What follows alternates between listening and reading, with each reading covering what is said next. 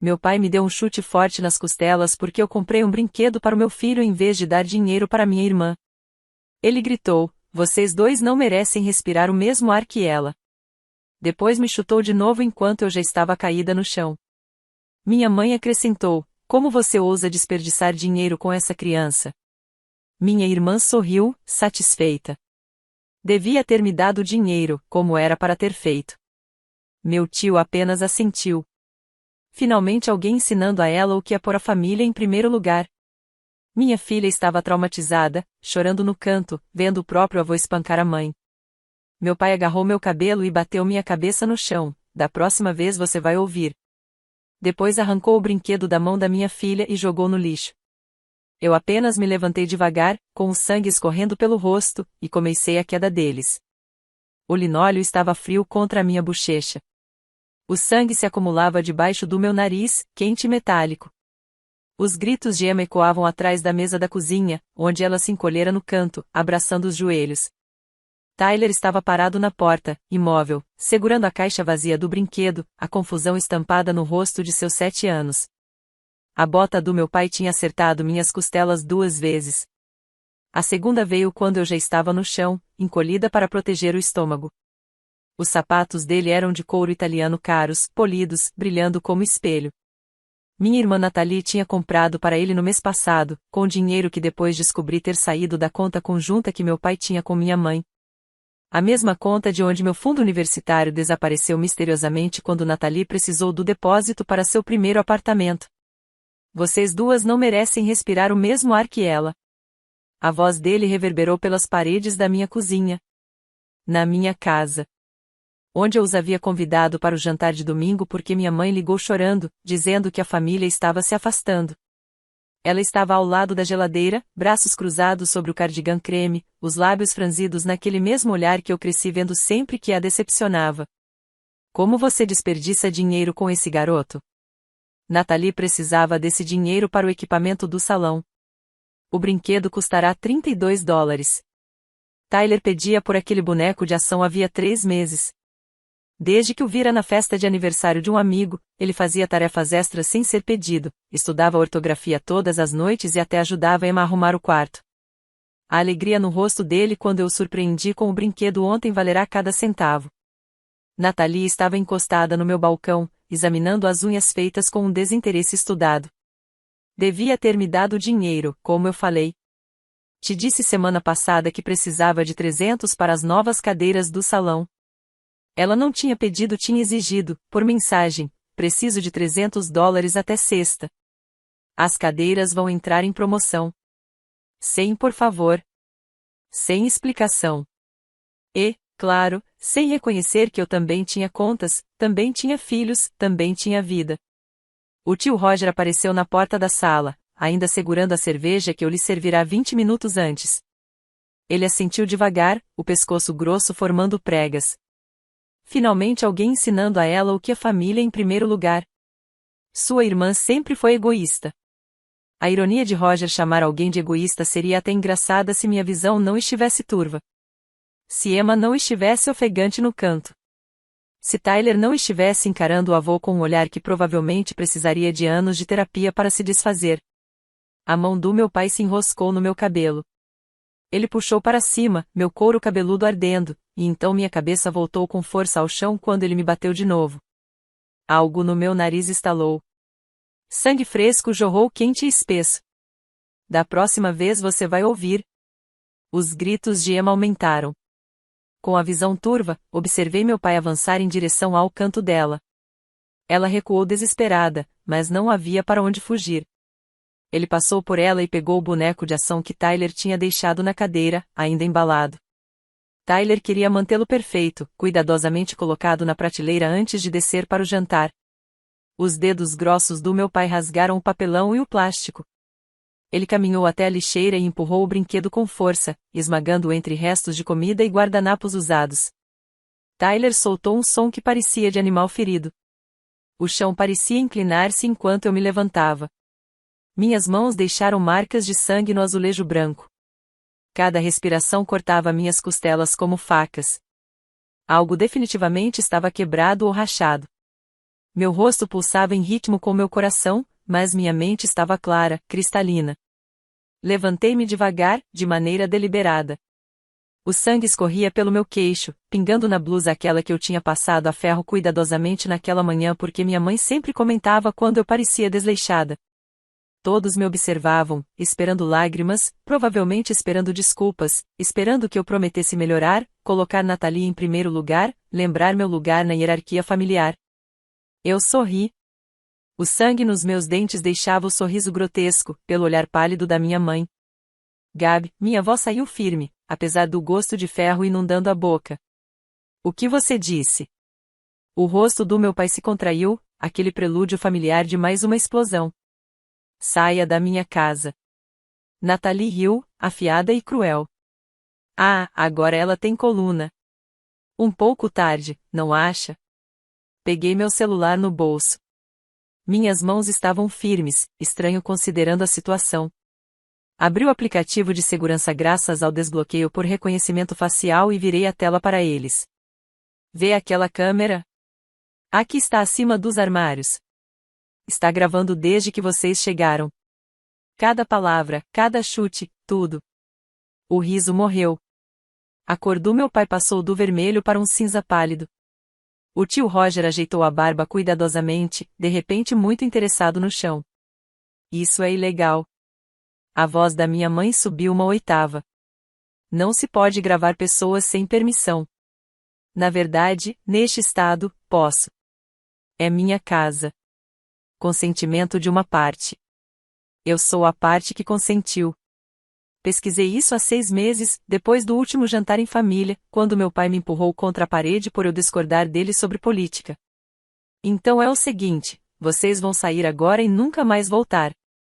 Nathalie revirou os olhos. Ah, por favor. Já fez ameaças vazias antes.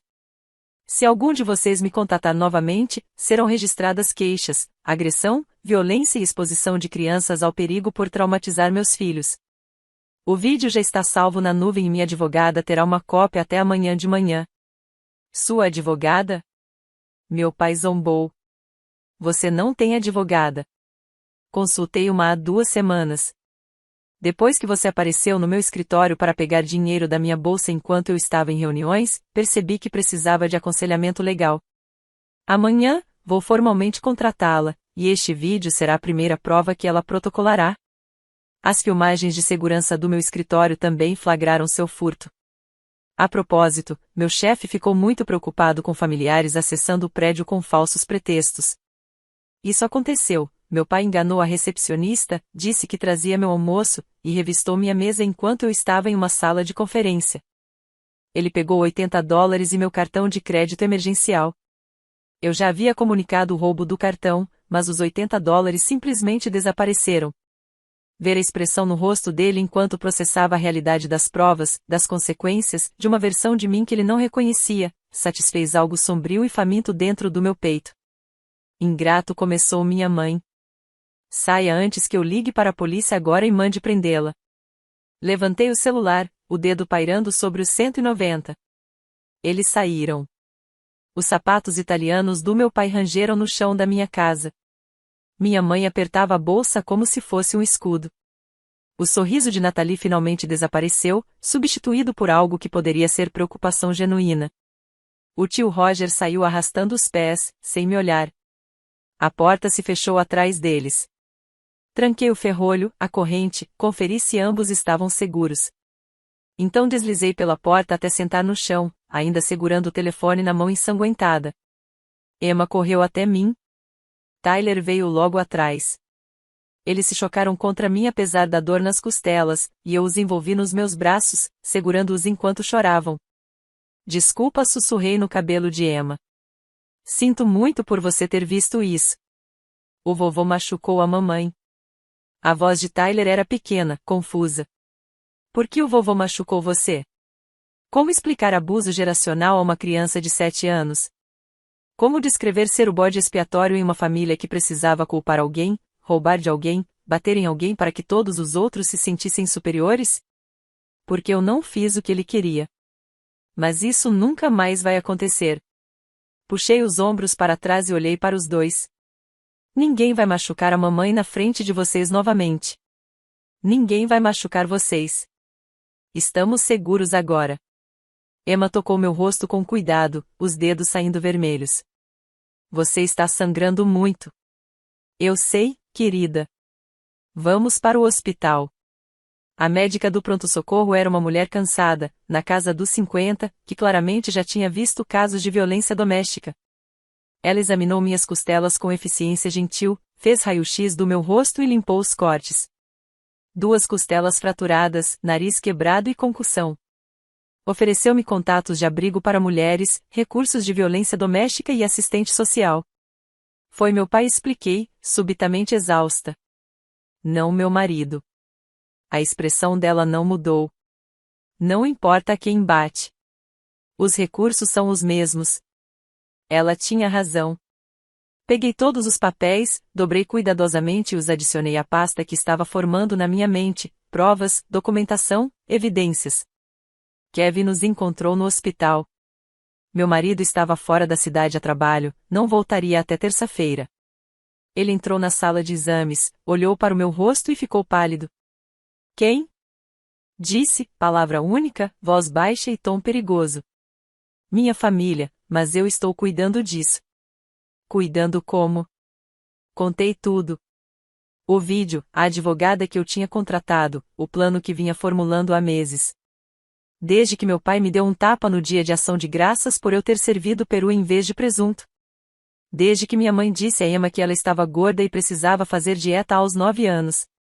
Desde que Nathalie roubou o colar da minha avó da minha caixinha de joias e penhorou, alegando que precisava mais do dinheiro do que eu precisava de lixo sentimental. Kevin ouviu tudo. A mandíbula dele se fechava a cada detalhe, mas não interrompeu. Quando terminei, ele assentiu uma vez. O que você precisa de mim? Levar as crianças para casa. Eu tenho ligações para fazer. O nome da advogada era Christine Walsh. Especializada em direito de família e ordens de restrição, foi altamente recomendada por uma colega que havia escapado de um casamento abusivo. Eu a havia consultado uma vez apenas para discutir opções, quando ainda achava que talvez estivesse exagerando. Talvez fosse assim que as famílias funcionavam. Talvez eu precisasse me esforçar mais para manter a paz. Ela atendeu na segunda chamada, quase à meia-noite. Eu tinha mandado mensagem há 1 hora pelo celular de Kevin. Ordens médicas significavam nada de telas, mas aquilo era urgente. Emergência. Cliente da consulta de 2 semanas atrás. Tenho vídeo de agressão. Pai me atacou em casa. Diga-me tudo o que eu fiz. Ela ouviu sem interromper, fez perguntas precisas sobre a qualidade do vídeo, se os rostos eram visíveis, se o áudio estava claro. Sim para tudo. A câmera que eu instalei era de ponta, escondida em um objeto decorativo acima dos armários que parecia um suporte de plantas. Ninguém a percebeu. Envie-me o vídeo hoje à noite. Vou analisar e protocolar um pedido de medida protetiva de emergência na segunda de manhã. Também vamos registrar queixa se você quiser. Quero que eles enfrentem as consequências. Então vão enfrentar. Com um vídeo tão claro, o promotor provavelmente vai processar. Seu pai pode pegar prisão séria por agressão. Sua mãe por contribuir para a delinquência de menor, já que incentivou a violência na frente das crianças. A terminologia legal me atingiu, mas agarrei as partes importantes: medidas protetivas, processos, consequências. Coisas que minha família nunca enfrentou antes, porque eu sempre recuava, sempre pedia desculpas, sempre tentava apaziguar. Tem mais uma coisa, acrescentei. Abuso financeiro, anos de abuso financeiro. Dinheiro roubado, empréstimos forçados que eu não podia recusar, meu fundo universitário que desapareceu. Podemos fazer algo sobre isso? Possivelmente. Você tem documentação? Venho coletando há 8 meses. Extratos bancários mostrando os saques. Mensagens de texto de Nathalie exigindo dinheiro. E-mails da minha mãe explicando por que precisavam pegar dinheiro emprestado de mim de novo. Minhas avós, bem, claramente me deixaram o colar que Nathalie havia penhorado. Eu tinha o recibo do penhor, que ela havia deixado descuidadamente no meu carro depois de me pedir carona. Eu tenho tudo. A voz de Christine se aqueceu com algo que poderia ser aprovação. Então vamos enterrá-los legalmente falando. A segunda-feira chegou com mensagens de voz. 17 no total. Meu pai exigindo que eu ligasse de volta imediatamente. Minha mãe chorando sobre como eu estava destruindo a família. Nathalie me chamando de nomes criativos que não vou repetir. Tio Roger dizendo que meu pai só tinha se deixado levar. Que eu estava exagerando. Que família não processa família. Apaguei todas sem ouvir mais do que alguns segundos de cada uma. Christine me avisara, eles iriam tentar me manipular, me culpar, me ameaçar. E ela estava certa. As ordens de restrição foram protocoladas às 10 horas. Ordens emergenciais concedidas ao meio-dia. A audiência marcada para a semana seguinte. O boletim de ocorrência foi registrado simultaneamente. Uma policial veio à minha casa para colher meu depoimento e as provas em vídeo. A oficial Jennifer Madina assistiu às imagens sem expressão. Quando a bota do meu pai acertou minhas costelas pela segunda vez, algo brilhou nos olhos dela. Raiva, talvez. Ela provavelmente já tinha visto coisas piores, mas claramente aquilo a afetou. Seu pai vai ser preso ainda hoje, disse, fechando o laptop. Sua mãe provavelmente não enfrentará acusações criminais, a menos que o promotor considere a questão da exposição das crianças ao perigo, mas a ordem de restrição vai mantê-la longe de você e das crianças. E minha irmã? Perguntei. Ela não te agrediu fisicamente, mas será incluída na ordem de restrição. Contribuiu para o ambiente hostil e fez ameaças. O sorriso de Nathalie, sua crueldade casual, a forma como ela gostava de ver seu pai te machucar. Sim, ela merecia ser incluída. Ao anoitecer, meu pai já havia sido preso. A foto da ficha criminal apareceu no site de notícias local. Nossa cidade era pequena o suficiente para que prisões virassem notícia, especialmente quando envolvia um suposto empresário respeitável sendo acusado de agressão grave. A seção de comentários se encheu de choque de pessoas que conheciam meu pai como voluntário da igreja, patrocinador de ligas infantis, membro proeminente da comunidade. Ninguém sabia o que acontecia por trás das portas fechadas. Ninguém sabe até alguém finalmente abrir essas portas e deixar a luz entrar. A audiência preliminar ocorreu em 72 horas, como exigido por lei. O advogado do meu pai era caro, carismático, do tipo que protege pessoas com o dinheiro das consequências de suas ações. Ele pediu fiança baixa, citando os laços do pai com a comunidade, obrigações comerciais e ausência de antecedentes criminais. Diana Torres, a promotora responsável pelo caso, rebateu com as provas em vídeo a gravidade das lesões e a presença de crianças menores durante a agressão. Argumentou que meu pai era risco de fuga, dado o tempo de prisão que enfrentaria. O juiz assistiu à parte do vídeo. Sua expressão não mudou, mas algo endureceu ao redor dos olhos dele. A fiança foi fixada em $50.000, alta o suficiente para ser punitiva, baixa o suficiente para ser tecnicamente alcançável. Meu pai não conseguiu pagar a fiança imediatamente. Normalmente, uma fiança de 50 mil exigiria o valor total em dinheiro ou um fiador cobrando 10%, $5.000. Mas os ativos líquidos do meu pai eram mínimos. O dinheiro dele estava preso em estoque de negócios, equipamentos, contas a receber.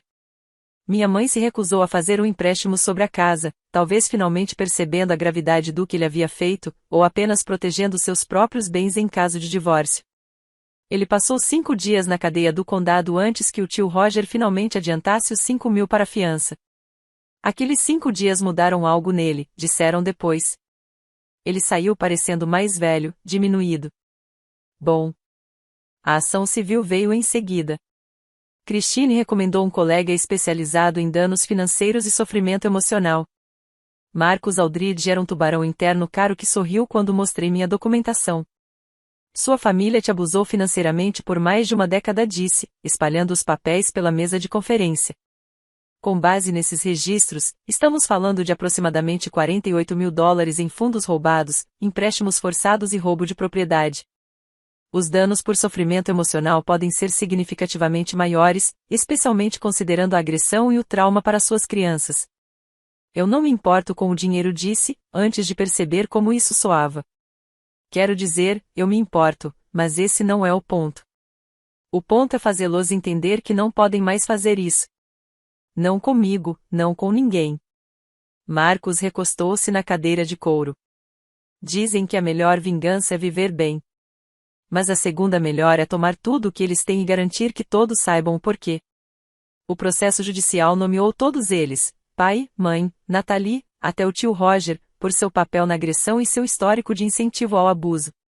Processamos pela devolução de todo o dinheiro roubado com juros, pelo valor do colar da avó, por sofrimento emocional, pelos custos de terapia para mim e para as crianças, e pelas despesas médicas. Nathalie me ligou uma semana depois de ser citada. Eu não atendi. Ela deixou uma mensagem de voz que eu não deveria ter ouvido, mas ouvi mesmo assim. Você realmente vai nos processar. Sua própria família, por quê? Alguns dólares aqui e ali. Você está louca. Sabe quanto isso vai custar, papai? Só as taxas legais poderiam falenciá-lo. E por quê? Porque ele te disciplinou. Você sempre foi dramática demais. É por isso que ninguém gosta de você. É por isso que você nunca se encaixou. Tentamos te incluir, tentar te ajudar a entender como a família funciona, mas você é egoísta demais para perceber. Você está morta para mim. Morta para todos nós. Espero que esteja feliz. Guardei a mensagem de voz. Enviei para Marcos. Ele adicionou à pilha de evidências. O julgamento criminal teve prioridade sobre o processo civil. Meu pai se declarou inocente.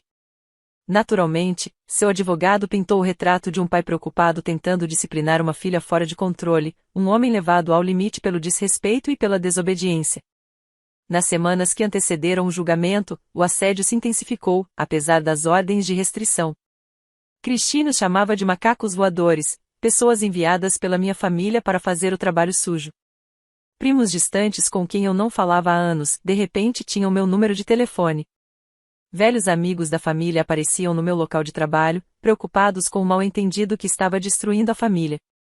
Minha prima de segundo grau, Ângela, me encurralou no supermercado, seu carrinho bloqueando minha saída do corredor de cereais. Seu pai está sofrendo. Você sabe que ele tem pressão alta. O estresse pode matá-lo. Eu contornei o carrinho dela sem responder. Ela me seguiu até a seção de laticínios. Ele cometeu um erro. Certo, mas não acha que está exagerando? Registrando queixa? Uma ordem de restrição? Ele é seu pai. Trocou suas fraldas, pagou seu aparelho, deu um teto para você. O leite na minha mão estava frio o suficiente para doer. Concentrei-me nessa sensação, me mantendo firme. Ele também me chutou repetidamente e quebrou meu nariz na frente das minhas crianças. Acabou aqui. Mas família não se agride. Tire seu carrinho ou chama a segurança. Ela finalmente moveu o carrinho, mas não antes de garantir que todos na seção de laticínios ouvissem seus comentários altos sobre filhas ingratas e como os jovens de hoje não entendem respeito ou lealdade. Kevin quis confrontá-la. Eu o detive. Não vale a pena. Eles vão me pintar como agressora, não importa o que eu faça. Os macacos voadores reportaram de volta, aparentemente porque minha mãe iniciou uma corrente telefônica. Mulheres do clube do livro dela, do grupo da igreja, até minha antiga líder de escoteiras me ligaram com variações do mesmo roteiro. Eu estava sendo egoísta, destruindo a vida do pai por um momento de raiva. Famílias perdoam. Que exemplo eu estava dando aos meus filhos ao recusar a reconciliação? A senhora Patterson, que me ensinou a fazer nós e acender fogueiras há 25 anos, foi particularmente persistente. Sua mãe está arrasada. Quase não come. Perdeu 7 quilos por causa do estresse. É isso que você quer? Destruir seus pais? Senhora Patterson, minha mãe te contou o que realmente aconteceu? Uma pausa. Ela disse que houve uma discussão que saiu do controle. Ele me chutou 2 vezes enquanto eu estava no chão. Depois agarrou meu cabelo e bateu meu rosto no chão com força suficiente para quebrar meu nariz. Minha filha viu tudo. Ela ainda tem pesadelos. Outra pausa mais longa. Bem, tenho certeza de que houve circunstâncias. Há vídeo. É prova em um julgamento criminal. Quer que eu te envie o link da matéria de notícia? Inclui detalhes das acusações dele. Ela desligou e não ligou de volta, mas outras ligaram. A corrente telefônica era extensa, aparentemente. Comecei a deixar todas as ligações irem para a caixa postal para a triagem posterior.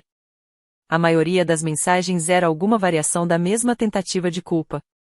Algumas eram mais ameaçadoras. O tio Roger deixou uma mensagem particularmente charmosa sobre como eu deveria desistir das acusações ou as coisas poderiam ficar difíceis para mim. Aquela foi direto para a oficial Madina e para minha advogada. A réplica de Diana foi breve. Você provocou seu pai para que ele te chutasse naquele dia? Não. Você o ameaçou? Não. Fez algo que justificasse ele te bater na frente de seus filhos? Não. O júri assistiu ao vídeo.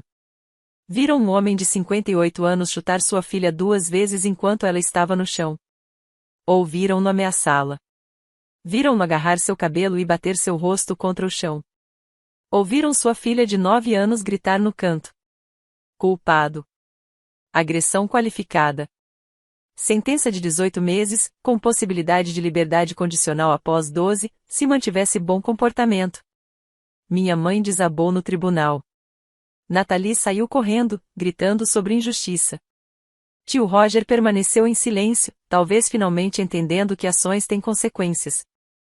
Meu pai me olhou enquanto levavam. Encontrei seus olhos. Não sorri. Não me vangloriei. Apenas olhei firmemente, da maneira que nunca tinha conseguido antes. O processo civil seguiu em frente enquanto meu pai aguardava na cadeia do condado a transferência para a prisão estadual. Marcus Aldridge protocolou a ação com precisão cirúrgica. Cada acusação respaldada por documentação que eu havia passado meses coletando. Primeira acusação: roubo e apropriação indevida de fundos totalizando $48 mil ao longo de 12 anos. Cada empréstimo forçado, cada valor emprestado nunca devolvido. Cada vez que vasculharam minha bolsa ou conta bancária, eu tinha registros de tudo. Isso incluía os $80 e o cartão de crédito que meu pai havia roubado do meu escritório. Roubo pequeno inserido em um padrão muito maior. Segunda acusação: apropriação de propriedade herdada. O testamento da minha avó me deixava especificamente seu colar de opalo avaliado em $3.200. Nathalie o pegou do meu porta-joias e penhorou por $800. Eu tinha o recibo do penhor, o testamento e a mensagem de texto de Nathalie se gabando do dinheiro rápido que conseguiu. Terceira acusação: danos emocionais e infligir intencionalmente sofrimento emocional. Os anos de abuso verbal, manipulação, de fazer de mim o bode expiatório. Mais difícil de provar, mas apoiado por mensagens de texto, correios de voz e depoimentos de amigos que testemunharam tudo. Quarta acusação: agressão e violência. A condenação criminal tornou esse ponto direto. Meu pai era legalmente responsável pelas minhas despesas médicas e pelo sofrimento físico e emocional. Quinta acusação: fraude e exploração financeira. O desaparecimento do meu fundo universitário da infância, $23 mil que meu avô havia estabelecido, e que misteriosamente foram transferidos para a conta de Nathalie no ano em que ela se formou no ensino médio. Eu havia encontrado registros da transferência enquanto reunia documentação. Meu pai era o responsável por essa conta. O depoimento de Nathalie foi particularmente satisfatório. Marcos tinha o dom de fazer perguntas que soavam inocentes, mas armavam armadilhas a cada terceira frase. Senhorita Henderson, quantas vezes você diria que sua irmã lhe deu dinheiro na última década? Nathalie se remexeu na cadeira, olhando para sua advogada. Não sei. Algumas vezes, mais de 10, talvez mais de 20. Não contei. Marcos deslizou um documento pela mesa: extratos bancários, mensagens de texto, transações pelo Venmo. Conto 37 ocasiões separadas em que sua irmã transferiu dinheiro para você. Valores de $50.500. Total de $23.640. Ela deu esse dinheiro voluntariamente? Ela é minha irmã. Família ajuda família. Você alguma vez reembolsou o dinheiro? Silêncio. Senhorita Henderson, você alguma vez devolveu algum valor que sua irmã lhe deu? Eu ia devolver quando meu negócio decolasse, mas nunca fiz. Ainda não? Não. Você considerou esses valores presentes ou empréstimos? A armadilha se fechou. Se dissesse presentes, não poderia alegar que pretendia devolver. Se dissesse empréstimos, admitiria inadimplência em dívida substancial. Presentes, ela disse finalmente. Presentes de família. Entendo. E quando seu pai agrediu sua irmã, você estava presente na sala? Ele não a agrediu. Estava disciplinando. Senhorita Henderson, seu pai foi condenado por agressão qualificada. Isso consta nos registros legais. Você estava presente quando ele chutou sua irmã 2 vezes e bateu sua cabeça no chão? A advogada dela contestou, mas o estrago já estava feito. Marcos havia estabelecido sua presença e sua aprovação à violência contra mim. O depoimento da minha mãe foi ainda pior para eles. Ela chorou na maior parte, alegando não se lembrar dos detalhes, insistindo que só queria manter a família unida. Marcos foi implacável, mas cortês, conduzindo-a por anos de conivência com o comportamento do meu pai, seu próprio abuso verbal, seu padrão de escolher Nathalie em vez de mim em todos os conflitos. Senhora Henderson, quando sua filha foi internada com o nariz quebrado e costelas fraturadas, você a visitou? Não me lembro.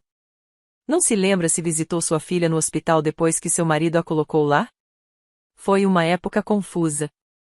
Os registros do hospital não mostram visitantes com seu nome. Os registros médicos da sua filha indicam que ela listou o marido como contato de emergência, e não você. Por quê? Minha mãe enxugou os olhos com um lenço. Ela sempre foi independente. Não queria minha ajuda.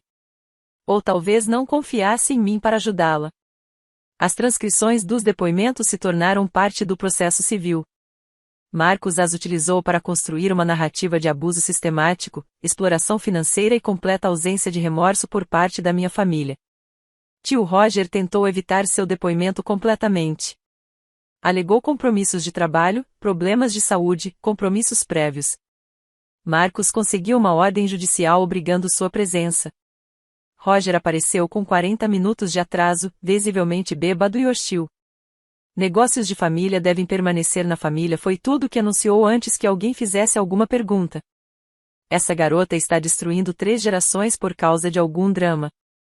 O advogado dele parecia pronto para se esconder embaixo da mesa. Marcos apenas sorriu e começou a gravar. Quando Roger saiu 2 horas depois, havia admitido ter testemunhado meu pai me bater em pelo menos 5 ocasiões anteriores, confirmou que nunca interveio e afirmou explicitamente que achava que eu merecia disciplina porque era desrespeitosa e egoísta. Perfeito, disse Marcos depois que Roger tropeçou para fora. Ele acabou de nos entregar evidências de um padrão de abuso e de testemunhas que fizeram nada para impedir isso. As negociações de acordo começaram 3 semanas antes do julgamento civil programado. O advogado do meu pai, diferente de Whitmore, alguém especializado em litígios civis, fez a primeira oferta, $20.000. Marcos riu. Riu de verdade. Contra-oferta, $250.000, mais um pedido de desculpas gravado admitindo o abuso. Meus clientes não vão se desculpar por nada. Então nos vemos no tribunal. Com a condenação criminal, as transcrições dos depoimentos e 12 anos de abuso financeiro documentado, estou confiante de que o júri concederá um valor significativamente maior do que estou pedindo. O advogado ficou pálido. Ele sabia que Marcos tinha razão. Os júris civis do nosso condado tendiam a favorecer fortemente as vítimas de abuso, especialmente quando crianças estavam envolvidas. Segunda oferta, 45 mil. Sem pedido de desculpas. Marcos, 200 mil, tira o pedido de desculpas da mesa, já que seus clientes claramente não têm integridade para isso. Terceira oferta, 60 mil. Marcos, encerramos a negociação. Nos vemos no tribunal. Ele saiu da mediação. Eu o segui, confiando em sua estratégia, mesmo que 60 mil fosse mais dinheiro do que eu jamais tinha visto de uma vez. Eles vão voltar, ele me assegurou no estacionamento. Não podem arriscar um julgamento com júri. A publicidade sozinha destruiria o que restou da reputação do seu pai. E Roger não vai colocar dinheiro real para um julgamento longo. O sistema de apoio deles está desmoronando. Ele estava certo. A oferta final chegou no dia seguinte, $75.000 pagos integralmente em 30 dias. Todas as partes deveriam assinar acordos de confidencialidade proibindo a discussão do caso ou dos termos do acordo. Sem nada, disse a Marcos, não serei silenciada sobre o que eles fizeram. Ele negociou isso fora. Eles queriam desesperadamente o nada. Minha mãe especialmente, que havia sido ostracizada de seus círculos sociais, do clube do livro e até do grupo da igreja. Mulheres que haviam sido suas amigas por décadas pararam de retornar ligações assim que os detalhes do abuso se tornaram públicos. O nada permitiria que ela alegasse que tudo foi exagerado, que resolvemos discretamente porque eu havia sido irracional. Sem ele, a verdade permaneceria nos registros públicos. Marcos se manteve firme, ou retiravam a exigência do nada ou escreveríamos um julgamento no qual detalhes ainda mais humilhantes surgiriam durante os depoimentos. Eles cederam. O acordo foi finalizado numa quinta-feira à tarde, em uma sala de conferência que cheirava a café velho e desespero. Meu pai estava representado por seu advogado. Ele ainda estava na prisão. Minha mãe permaneceu rígida na cadeira, recusando-se a me olhar. Nathalie lançou olhares de ódio o tempo todo.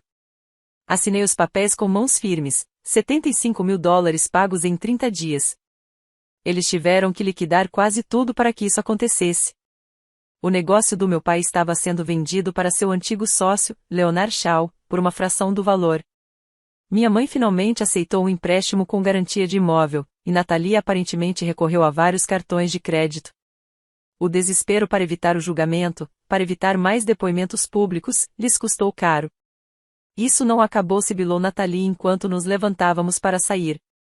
Você acha que venceu, mas só fez inimigos para a vida inteira. Já tive inimigos a vida inteira, respondi calmamente. Eles só estavam disfarçados de família. Pelo menos agora eu conhecia a verdade. O dinheiro caiu na minha conta 28 dias depois, 2 dias antes do prazo final. Todos os 75 mil de uma vez. A primeira coisa que fiz foi quitar a hipoteca da nossa casa, 38 mil. A liberdade de ser dona da nossa casa, de saber que minha família não poderia usar a insegurança habitacional contra mim, valia mais do que qualquer quantia em dinheiro. O segundo pagamento foi para as contas de terapia que eu havia acumulado para mim e para as crianças, quase 12 mil para tratamento intensivo, terapia cognitivo-comportamental focada em trauma e sessões de aconselhamento familiar. O terceiro montante foi para os fundos universitários de Emma e Tyler, 15 mil divididos entre eles. Dinheiro que eles realmente poderiam usar, diferente do fundo que meu avô havia criado para mim. O restante pagou minha própria faculdade, para finalmente terminar meu curso, aquele que abandonei quando a família precisou que eu trabalhasse e contribuísse financeiramente para a educação da Nathalie. Me matriculei para o semestre de primavera, 10 anos depois de ter sentado pela última vez em uma sala de aula. O salão da Nathalie quebrou 6 meses depois. Sem os aportes regulares de dinheiro vindos de mim, sem o apoio da mãe e do pai agora que suas próprias finanças estavam em ruínas, ela não conseguiu pagar o aluguel. O empréstimo comercial que ela havia feito, aquele que me pressionou para ser consignatária anos atrás e que finalmente recusei, venceu. Ela vinha pagando apenas o mínimo, mal se mantendo à tona. As cadeiras de cabeleireiro pelas quais precisava do meu dinheiro foram retomadas junto com a maior parte do seu equipamento. Ela voltou a morar com a mãe, que fora obrigada a vender a casa para pagar o acordo e agora vivia em um apartamento de 2 quartos do outro lado da cidade. A casa onde cresci, onde meu pai construiu sua reputação como homem de família e pilar da comunidade, foi vendida por menos do valor de mercado. Compradores eram raros assim que a notícia do que havia acontecido se espalhou. O tio Roger parou de atender os telefonemas do pai após o acordo. Família interesseira, suponho. Ele só gostava de facilitar abusos quando não custava nada a ele.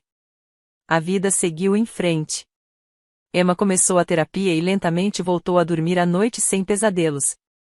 Tyler parou de se encolher quando homens levantavam a voz. Kevin e eu renovamos nossos votos em uma pequena cerimônia com apenas nossos amigos, a família que escolhemos em vez daquela em que nascemos. Consegui uma promoção no trabalho. Acontece que, quando você não está constantemente estressada lidando com familiares abusivos, atendendo ligações, cobrando dinheiro ou se recuperando da última confrontação dramática, você realmente tem energia para se concentrar na carreira. Meu chefe comentou, você parece diferente ultimamente, mais confiante, mais presente. Eu estabeleci alguns limites, disse a ele. Fez diferença. Um eufemismo para o que realmente significava. Meu pai foi liberado após 13 meses. Soube disso por meio de um antigo amigo da família que achou que eu deveria saber. Ele estava morando com a mãe no apartamento dela, trabalhando meio período em um depósito porque seu negócio havia falido. A condenação por crime grave significava que a maioria das oportunidades profissionais estavam fechadas para ele. Nunca me contatou. A ordem de restrição agora era permanente, e acho que ele finalmente aprendeu que eu falava sério. Ou talvez apenas não quisesse arriscar voltar à prisão. De qualquer forma, o silêncio era uma bênção. Nathalie tentou se aproximar uma vez, 2 anos depois de tudo. Uma carta, não uma ligação ou e-mail. Isso violaria a ordem de restrição, e finalmente ela foi esperta o suficiente para ser cautelosa. A carta estava cheia de desculpas pela metade e justificativas. Eu nunca imaginei que chegaria tão longe. Nunca quis que meu pai fosse para a prisão. Eu só estava apoiando-o porque é isso que as famílias fazem. Talvez nós dois tivéssemos cometido erros. Talvez pudéssemos tentar reparar esse relacionamento se você estiver disposta a perdoar. Eu queimei a carta na lareira. Kevin observou em silêncio, depois me entregou uma taça de vinho. Sentindo-se melhor? Perguntou. Indo melhorando. Algumas pessoas diriam que fui longe demais. Que essa família merecia mais chances, mais graça, mais perdão. Essas pessoas nunca foram chacoalhadas a ponto de levar um chute nas costelas pelo próprio pai enquanto seus filhos assistiam. Essas pessoas nunca passaram décadas sendo saco de pancadas emocional e financeiro de quem supostamente deveria amá-las e protegê-las. Não me arrependo dos processos, das denúncias, das ordens de restrição. Não me arrependo de usar todas as vantagens legais que eu tinha. Eles me machucaram por anos, roubaram de mim, me usaram e finalmente chegaram à violência física na frente dos meus bebês. A queda que prometi a mim mesma naquela noite, levantando-me lentamente com sangue escorrendo pelo rosto, eu cumpri. De forma metódica, legal, completa. Emma às vezes pergunta se algum dia verá os avós novamente. Eu digo a verdade, provavelmente não. Ela parece mais aliviada do que triste. Tyler mal se lembra deles agora, o que talvez seja melhor. Construímos uma nova vida, mais leve, mais tranquila, cheia de pessoas que nos tratam com respeito e bondade. Os jantares em família acontecem com os pais de Kevin, que ficam horrorizados com o que minha família fez e se esforçam para mostrar aos meus filhos como é uma relação saudável com os avós. Às vezes ainda tenho pesadelos sobre aquele dia. O impacto da bota do meu pai. O som do meu nariz quebrando. Os gritos da Emma. Mas agora eles são menos frequentes, desaparecendo como cicatrizes antigas. Na semana passada, comprei para Tyler uma nova figura de ação. A mesma que meu pai jogou no lixo, embora tivéssemos que pedir online, já que não estava mais à venda. Tyler olhou para ela por um longo momento, depois a retirou cuidadosamente da embalagem. Posso brincar com ela? Perguntou. Claro. Para isso servem os brinquedos. Ele sorriu. Um sorriso de verdade, daqueles que chegam aos olhos, e começou a inventar histórias elaboradas sobre batalhas espaciais e resgates heróicos. Emma se juntou a ele, acrescentando seus próprios personagens à narrativa. Eu os observei brincar, esses pequenos humanos resilientes que haviam testemunhado algo que nenhuma criança deveria ver e, de alguma forma, estavam encontrando o caminho de volta para a alegria e a segurança. Kevin sentou-se ao meu lado, sua mão encontrando a minha. Você fez a coisa certa, disse em voz baixa, cuidando deles, cumprindo sua palavra. Muitas pessoas não conseguiriam fazer isso. Talvez ele estivesse certo. Ou talvez eu simplesmente tenha finalmente chegado ao ponto em que a dor de ficar era maior do que a dor de sair. Onde proteger meus filhos importava mais do que manter uma fachada de unidade familiar. De qualquer forma, eu estava livre. Eles estavam livres. E se isso me transformasse na vilã da história da minha família, a filha ingrata, a irmã vingativa, a destruidora da paz familiar, então eu carregaria esse rótulo com orgulho. Melhor ser a vilã na história de outra pessoa do que a vítima na sua própria.